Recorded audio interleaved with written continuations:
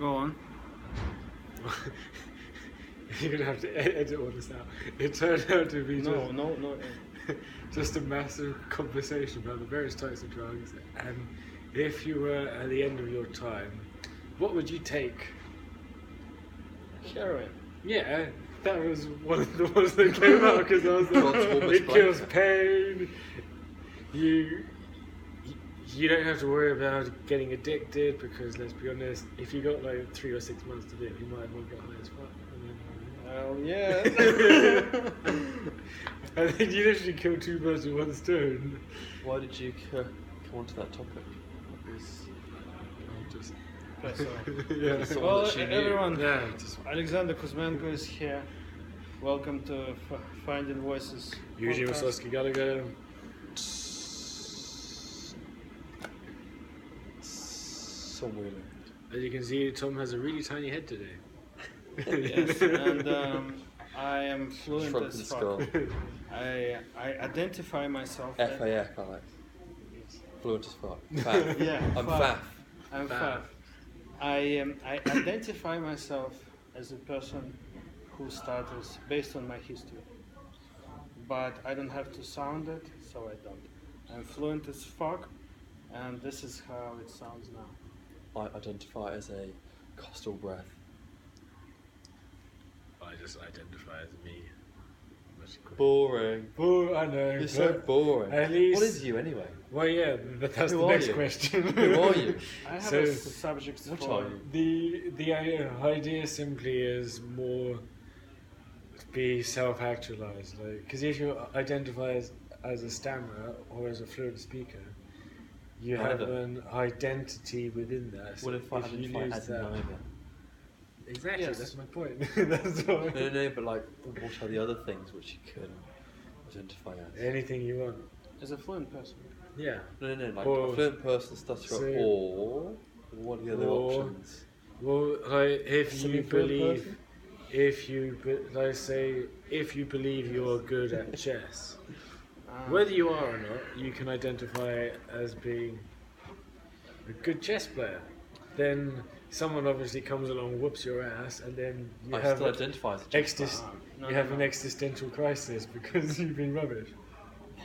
Tom, you got us here, and fluency can be defined from a different perspective, but we can only define fluency from a stuttering perspective.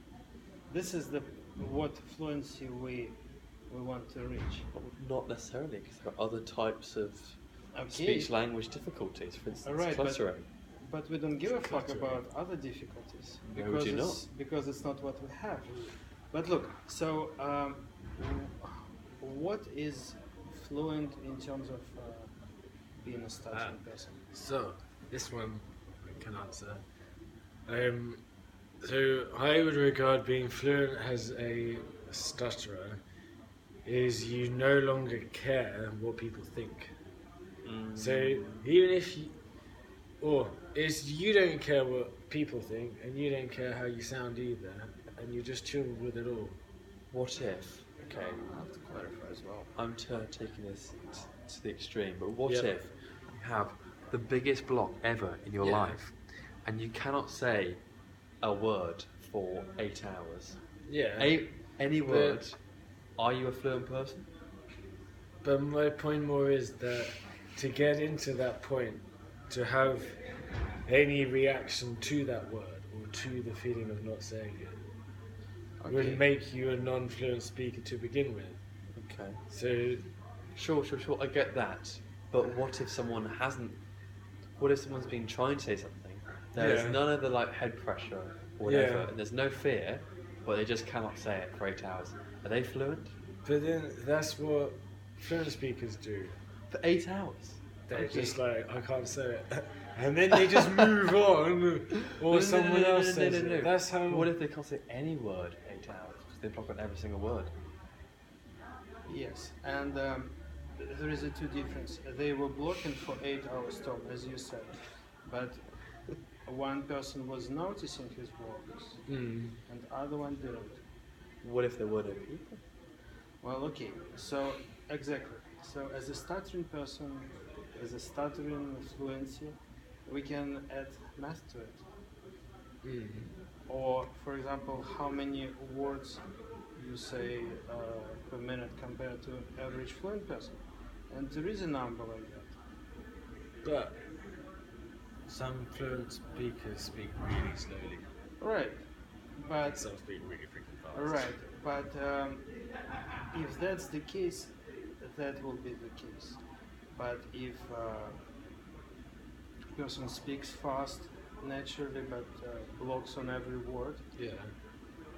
if he doesn't notice that he's blocking, he doesn't accumulate post-traumatic stress, and that liberates him as a fluent person. Exactly. Right? Yeah. That makes a fluent person. So you're defining stuttering here by the psychological Yeah. component, Yes. not by the physical. Yeah. That's good. Because you can overcome the physical bit with training Yes. and the psychological bit with training, but you have to complete the physical bit first. Because that will, like, you can only progress so much physically, and then you hit a point, like A a block. ceiling. No, a ceiling. We're gonna carefully avoid the word block. That- And then the only way to get past that ceiling, where you cannot get any more fluent, is to tackle the psychological aspects of it. Not necessarily. In terms, yes. I'm going to say here, I'm going to reference here things like the Edinburgh Massacre and other bits of in-ear stuttering bits of kit where you can get pretty much totally fluent and no blocks, whatever. And you don't have to identify as a stutterer, and you don't have to get over like a fear of stuttering, and you can still be fluent on every single word. So I am, on this note, I am beginning to think that like stammering has a lot to do with mental health. obviously, Obviously. Yeah. Okay, well, this was a surprise to me anyway.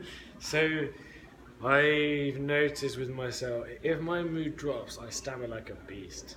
Every fucking time. boss. Mindset. Well, not Stammer like like a no, boss. okay. Like a beast. I also had this discussion of the difference between stammering like a beast and stammering like a boss. Stammering like a boss means you stammer, you know you stammer, you do not give a shit. You're just like, yeah, I know, I don't care. You're in charge. Yeah, and you You're don't. the boss. Exactly, you're the boss of it. If you're stammering like a beast, it's like You're an animal. a bull in a china shop, just Or fucking, wildebeest. fucking wrecking everything, like Oh, okay. We were talking about all your mindset. relationships which you had all fucked up already, and then you just carry on smashing stuff. So, so this stammer like a beast if your mood drops. So that to me means that there's like some part of your brain which is either that how much you care about how you appear to yourself, because that's like mood will mostly affect that, because you really can't be asked with what anyone else is thinking. You're just like, my view of me is the most important thing because that is the most critical. So you're like, let's tackle that. But that means you become more self-conscious, and because of that, you notice all your stammering stuff more, which means all those inner ear things trick your brain into not noticing your own speech. Sure. Alright. That was Well, okay. okay, if stuttering is involuntary act, right? Yeah. Okay, so when we do deliberate disfluency as a volunteer act, even though we sound like we're stuttering people, we are not blocking deep inside, and Yeah. we know we're not blocking. So, and that is also fluency. I think there are levels of fluency, and all these levels of fluency, they 100% correlated to your level of self-acceptance. And that's I why agree. we start easy with a sound like a stutter, so we can trigger. Anyway, Yeah.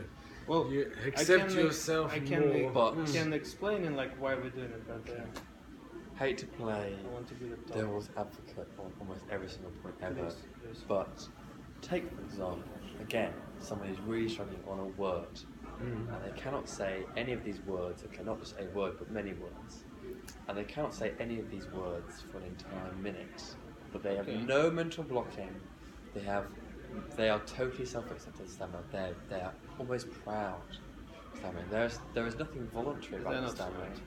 They're not fluent stuttering. But surely if you accept it, but surely Alex, by your definition, Right. they've accepted enough for them to be fluent in your words. They accepted enough to get on a step 1 of fluency. Well, in their eyes, like they're wearing like a T-shirt saying "Stammering proud." They've worked in stammering science. They've lived their entire life with stammerers. They only know themselves as a stammerer. So, you saying me that they're completely self-actualized and they still struggling? Yes. There's no such thing. There is. There is no such There thing. is. No. There is. If they're wearing a Give t-shirt, me one name, like completely self-actualized person, and I will tell you, he probably doesn't have stuttering on CV. He doesn't have it on a Facebook. He doesn't do disclosure every day, and he deep inside he hides it. Okay, well there's someone on my London support group, the BSA support group that I go to. He's a very old guy, like 80 something, and he still stammers a hell of a lot. And he's totally chill with being a stammerer. He's an old man as well, which makes it even less likely to be unself-accepting. Well, he made a peace with himself with the stuttering, but he didn't make the peace with the stuttering himself. Well, it seems like he has. Seems like he Well, anyway, who's to know, because we can't tell, can we? yeah, and it's like hypothetical person who stutters. He's probably also he's not self-actualized, dude. How do you know? Because I know what fluency is. And But how do you know how someone's self-actualized? Because he's stuttering. Wait. No. How do you first of all, how do you define whether someone else is self-actualized? Who sets the rules? If person has if Fluent or not, by the way. Irrespective of fluency. involuntarily block is a stutter. So if person even doesn't know that he doing it, deep inside he is fluent for outside world. He is fluent. When Okay. give me once. Yeah. So and when we do deliberate disfluency, me and you, we know that we are fluent deep inside. No. Only us. No. It's just hypothetically. Okay. You are not blocking when you're doing deliberate disfluency. You never block. I've blocked. You end up in the block, but when you're successfully doing deliberate disfluency, you never block. Doing it. Well, Successfully doing it is obviously, do anything successfully, you won't block. alright. So exactly, and we are trying to establish those limits of definitions we are using in our environment, right? Okay. So what the hell is a stuttering, right? It's obviously being presented physically. It's visible. It's soundable. Not always. What is it? No sound means it's soundable. You don't. You don't stutter if you don't make any sound. I'm saying it if someone's avoiding a word. And like, for instance, there are cases of people who will never stutter, but will just avoid words. And even if they are made to say the words, they'll be able to say the words. Which is the case that they're constantly fearing words. So there are lots and lots of different types of stuttering. There is no one. So for instance, there are two types of stutters which everyone in the kind of medical field knows about. That's neurogenic and developmental stuttering. And neurogenic isn't. That's awesome. No. We're the developmental stutterers. So we're people who have developed it since the age of 5 or thereabouts. Two. I think I was saying 3. I can't remember Anyway. speaking clearly. So. Before the age of 10, let's say. Generally, because there are exceptions to every rule. But then again, you get neurogenic stutterers. These are people who've had a stroke, and basically part of the brain associated with speaking they shut off. They can't use deliberate disfluency to get their speech back to fluency because they don't have the same kind of stuttering. So there are lots of different kinds, not lots, but there are different kinds of stuttering. So they have an issue with the control. They have an issue with the motor control bit. Yeah, that is a physical motor control. There is nothing like psychological whatsoever about their stuttering. We have and obviously you can say a mental issue or a stress response, which means it fucks up our mental Doesn't bother motor control. them. So it does bother them, yeah. it would bother someone with a neurological condition welcome more. to development. Like, look, But they aren't developmental. They are neurogenics. Okay, so they repeat sounds. No. No. They can't say some sounds. Yeah, because they And also- have to relearn the behaviour which They need to move relearn like their- jaw movements, like and this. That's why we're talking about those fucking. I'm saying that there are different kinds of stuttering. Yeah. So basically, it will be different types of fluency. I'm sorry. Yeah, so to answer the question about fluency, I reckon you could put it down to fluency is the same as absolute confidence. So if you, which means it's a nice general rule, absolute confidence in anything, you would be considered It's an flow expert in. state. Yeah. This is basically So- fluency is flow state. So like if you take an example of being a carpenter, if someone asks you to make a chair, you'll be like, yeah, that'd be fine, and then You do it without thinking. Exactly, is the fact you don't have to think Yeah. is the bit that That's very dictates true. you have become an expert because you spent so long thinking, working it all through, That's very true. that when someone asks the question, your first thought is not how do I make a chair, it's where's my piece of wood. Yeah. Yeah. No, this is very true. It's So- about flow state. With your speech, that state of view, when someone asks a question, it is no longer how will I say this word. It isn't even what is the word I'm going to say.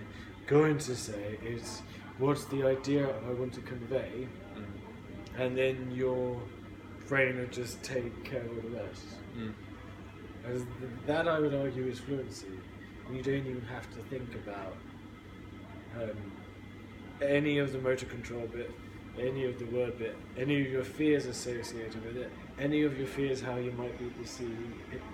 Right, but what you That's from our perspective. But you're right. But But what you describe, it's your personal perspective. Yeah. So there are like when we self-actualize in those two circles, right? Our perspective of ourselves and the perspective of and other perspectives. yeah. Right. And So then the same thing with the fluency. Fluency consists of two perspectives: your personal perspective and outside world perspective. So when my personal perspective fluent, but Tom tells me like, dude, you just pushed through the block 5 times, and I Yeah. didn't even notice. So I'm not self-actualized because Tom is obviously pointing on that. So, and that means that I'm not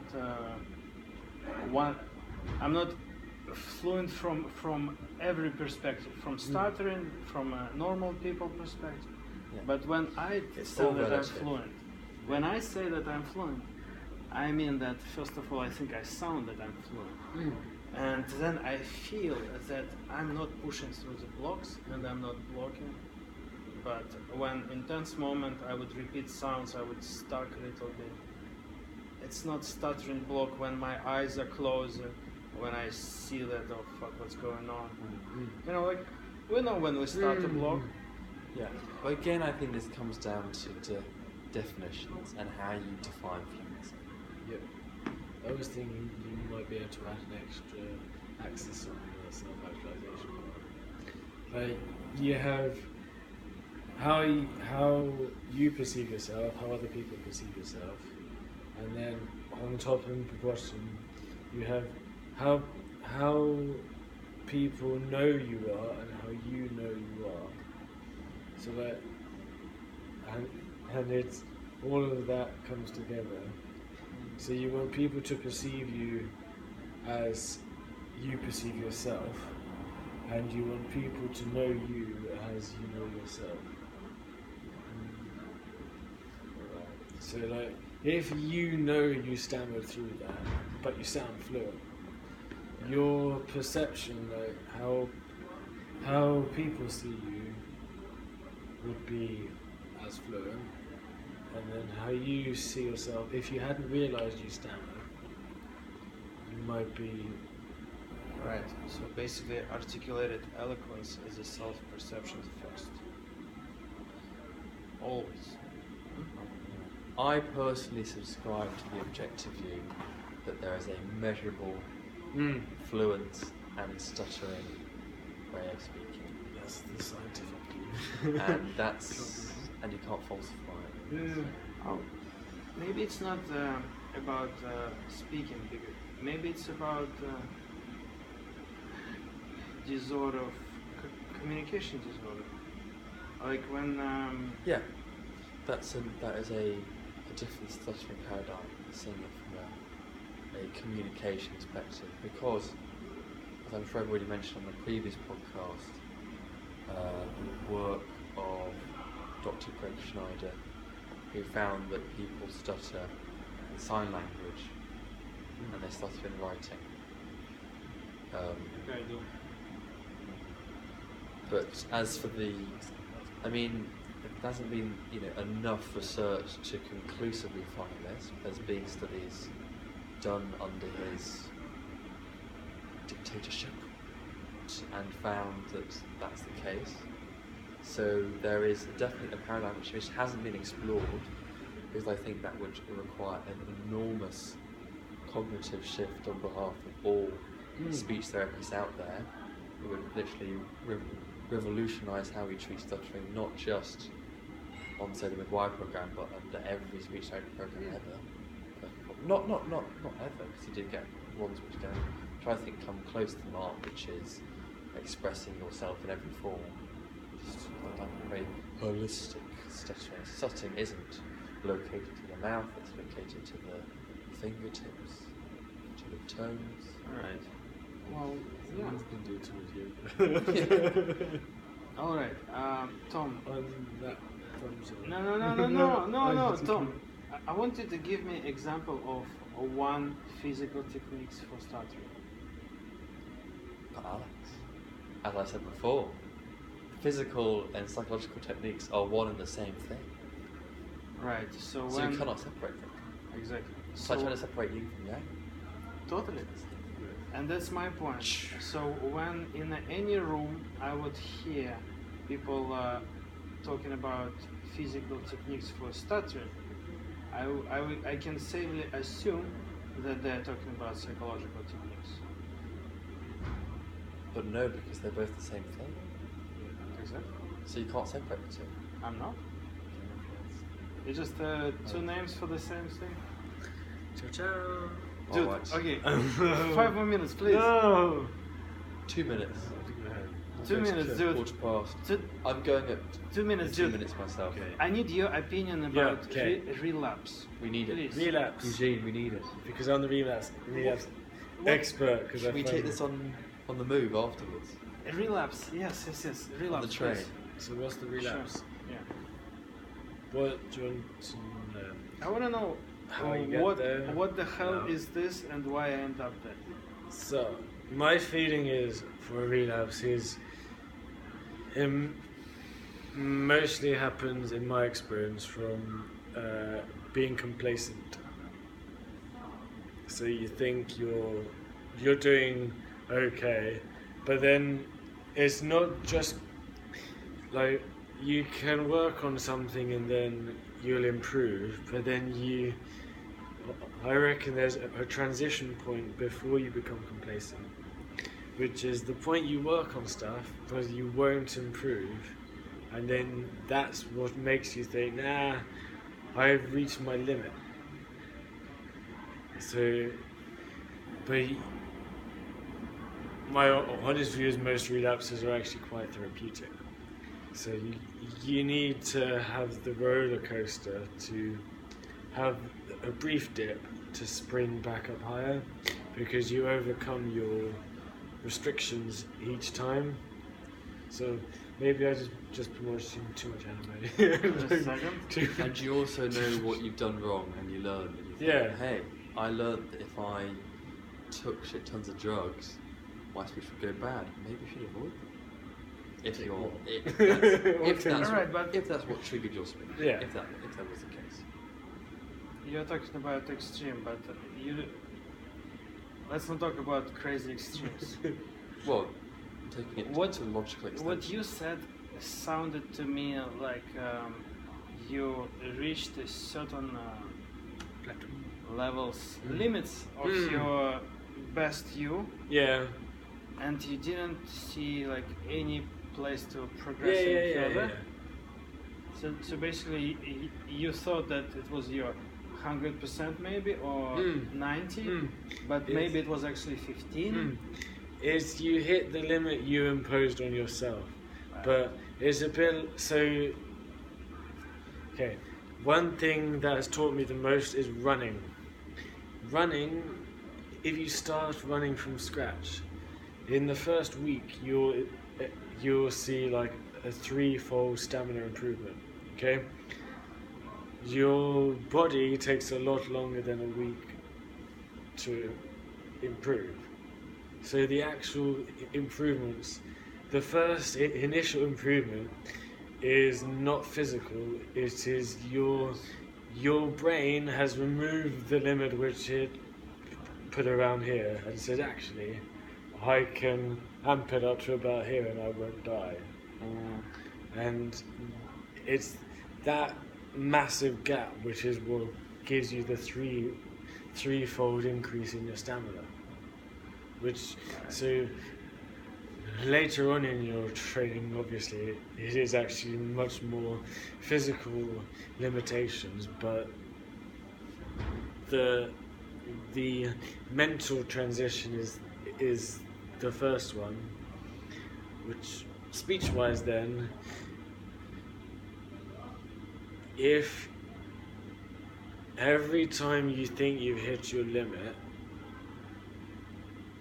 you should actually reevaluate it. Yeah, you should reevaluate it, and it just depends on like how articulated eloquence, right? Well, how many times you've reached many times. Quite a few, right? Yeah. Is I think is more you have to like the more. Okay, I think how high that limit is gets set by how self-actualized you are. So how close you are to how you want to be is another way of interpreting self-actualization. Like, if you think you're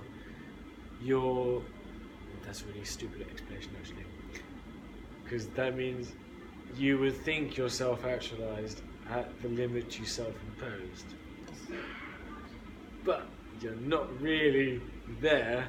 You just think you're there, and because you think you're self-actualized, then you can relapse. We have Exactly. a whole methodology. Exactly. This is the methodology right there. So once you reach your